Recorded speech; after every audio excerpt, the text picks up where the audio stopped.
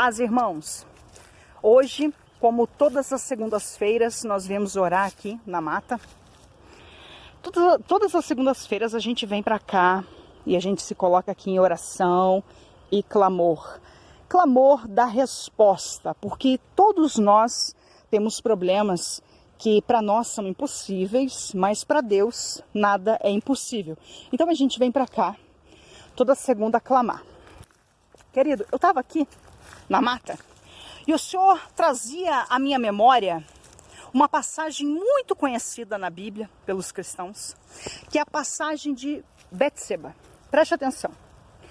Todo mundo comenta a respeito do pecado de Davi. Todos sabemos que Davi pecou, Davi era casado, Davi era rei de Israel, e ele olha Betseba e ele peca, ele adultera. Todos comentamos a respeito do pecado de Davi, mas olha só, ninguém comenta a respeito do pecado de Betseba.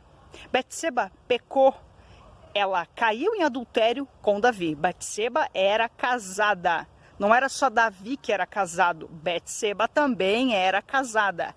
E Betseba era casada com Urias. Em momento nenhum, Davi chega nela e não há relato bíblico dizendo que ela diz para Davi: não, eu não posso, sou casada com Urias, eu já sou casada, não posso fazer isso. Em momento nenhum, Davi chega nela e ela vai. Todo mundo fala do pecado de Davi, né? E do pecado da Betseba? Ninguém fala? Ela também era casada.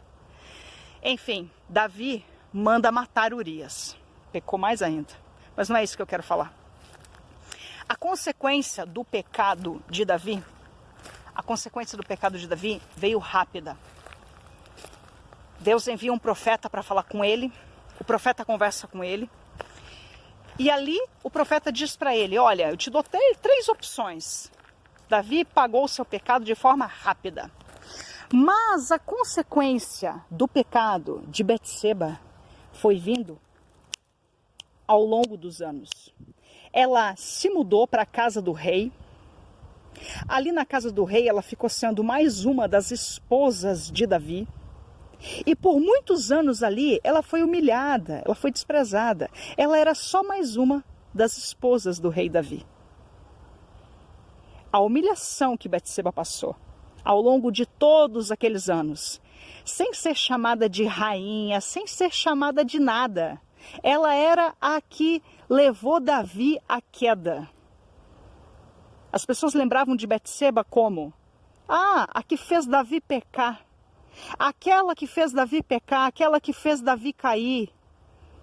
Era assim que as pessoas lembravam dela. A consequência do pecado veio para os dois eram casados, os dois pecaram, os dois adulteraram, os dois caíram. Davi era rei, era mais famoso, e a consequência para ele, como líder de Israel, como sacerdote, veio muito rápido, muito rápido. E ele colheu a consequência de forma drástica. Mas para Betseba, o Senhor foi tratando com ela durante os anos. E ali foram muitos anos de humilhação no palácio, muitos anos colhendo humilhação, até que chegou um momento em que Deus arranca a humilhação da vida de Betseba, porque Deus observa tudo e Ele conhece o coração. Era melhor ser mais uma das esposas do rei e ser rica do que ser casada com o fracassado do Urias, né? Urias era cristão, Urias era pobre, Urias não tinha dinheiro. Era um cara reto, digno. Mas entre dizer não para o adultério e ser mais uma das esposas do rei, Betseba preferiu ir morar no palácio e ser mais uma das esposas do rei. Ela não disse não. Quando o pecado bateu na porta dela, ela não disse não e colheu a consequência. O filho dela morreu. Betseba engravida, o filho morre. Começa aí a colheita da consequência. Durante muitos anos ela colheu aflição e desprezo.